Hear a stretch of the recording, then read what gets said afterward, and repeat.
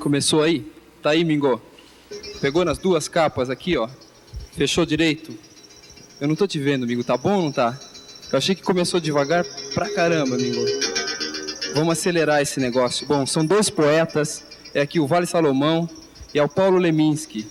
Dois poetas, um monte de palavras, um monte delas, muitas. E um encontro, que foi um encontro realizado pela Folha de São Paulo.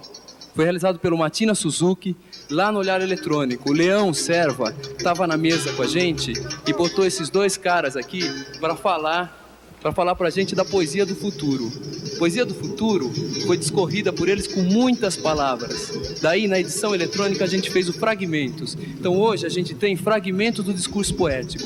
Como começou bem devagar, eu vou fazer assim. 1, 2, 3 e lá na técnica, pum, põe o VT. Então, vamos lá. Eu falo mais um pouquinho, mostro a contracapa e, Fernando, 1, 2, 3, pá, solta o VT. Solta o VT, Fernando. O futuro. Por exemplo, o futuro começa por a gente se sentir em casa no mundo eletrônico. Chegando outro grande poeta. Está chegando aqui aos nossos estúdios uma espécie de Hebe Camargo. Então eu acredito o seguinte, o futuro da poesia está sendo feito hoje pela poesia que está se fazendo agora. Uma espécie de Hebe Camargo. O Ali Salomão. O inspirado parceiro de Jardim Macalé, Caetano Veloso, Carlos Pinto, Moraes Moreira e Gilberto Gil. O escritor cujo gabinete se localiza nas dunas do Barato. Mas acontece que o futuro da poesia pode estar em Homero, por exemplo. Porque a cultura é uma contemporânea. Os produtos culturais, eles vivem numa espécie de mundo além da história. O futuro é isso, quer dizer, tem pessoas que se sentem deslocadas no novo mundo, o mundo da eletrônica, o mundo desse olho de lince que está aqui diante de mim, não é? Agora, já se for para ficar nessa tônica de tecnologia e progresso tecnológico, que é uma obsessão do século XX que pode acabar e que na realidade, por exemplo, já foi profetizada pelo movimento hippie dos anos 60, que era um movimento de freagem, de negação dessa paranoia de desenvolvimento material e tecnológico que vai acabar nos levando à Terceira Guerra Mundial, à hecatombe nuclear. Cale a boca, o erudito e desbundado. Os poetas quiseram, e aí eram milhares de poetas, de cantores de rock, gente negando simplesmente a sociedade urbana industrial e genialmente indo para o mato, redescobrindo a comuna, a tribo, indo plantar de novo, negando o consumo, deixando o cabelo crescer para não ficar consumindo, enfim, toda uma recuperação de uma barbárie que eu acho que é fundamental. Eu acho que o futuro da poesia agora também está na recuperação da agora barbárie. Vem cá. Mas tem outro detalhe. Tem uma outra coisa. Eu só quero dar... Agora lembre-se uma outra coisa. Agora esse papo também ficou furado.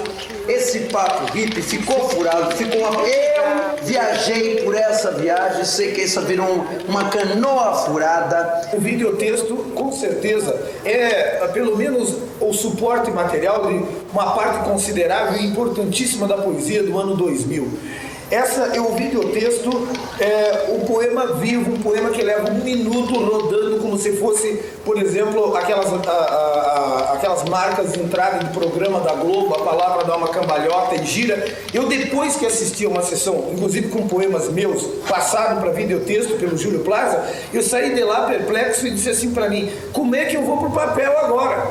A morada do ser poeta é o mundo eletrônico hoje. A crítica brasileira costuma não gostar da poesia dita erudita, porque eles se atribuem o privilégio de utilizar a cultura, então eles não gostam de poetas doutos, eles gostam o poeta como um bom selvagem, como se fosse um índio, e como se fosse um animal que eles pudessem olhar debaixo da sua lente, debaixo da sua lupa, e só eles podem projetar isso. Lente fosca, lupa enferrujada. Exatamente. Agora, e com zoom, né? Para ficar bem longe, para não contaminar, né? Pode pegar o vírus da poesia e daí estraga o rigor.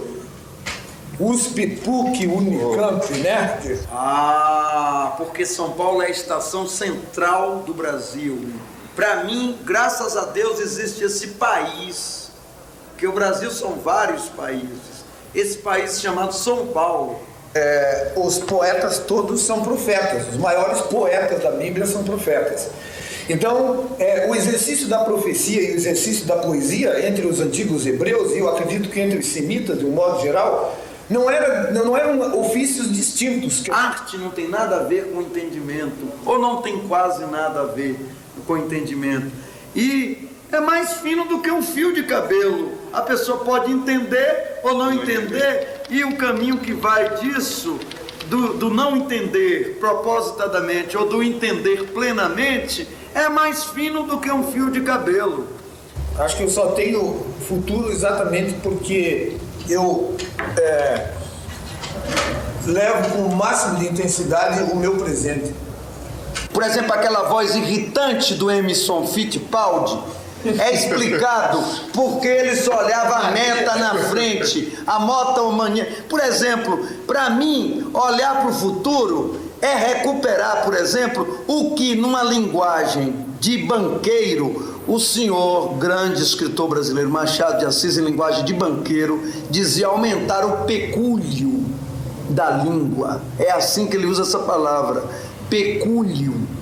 E, por exemplo, eu disse aqui um verso do Sá de Miranda que parece um verso do futuro, um fragmento resgatado no ano 2030. Sonhamos sonhos alheios, os nossos não sonhamos. Era um irmão de Mendes Sá. Não é um poeta deste século, é um poeta do próximo século. Quer dizer, essa coisa de futuro, só tem essa viseira de burro, então, só para frente, há uma meta assim. Isso eu concordo com você. O olhar tem que ser periférico, para os lados, sincrônico, para frente, para trás. Tem que ter essa interlocução, passado, presente, futuro. Fazia poesia, e a maioria saía tal a poesia que fazia. Fazia poesia. E a poesia que fazia não é essa que nos faz alma vazia. Fazia poesia e cada tábua que caía doía no coração. Fazia poesia e fez alto sobre nossa folia. Mas fazia tanta poesia que ainda vai fazer poesia um dia.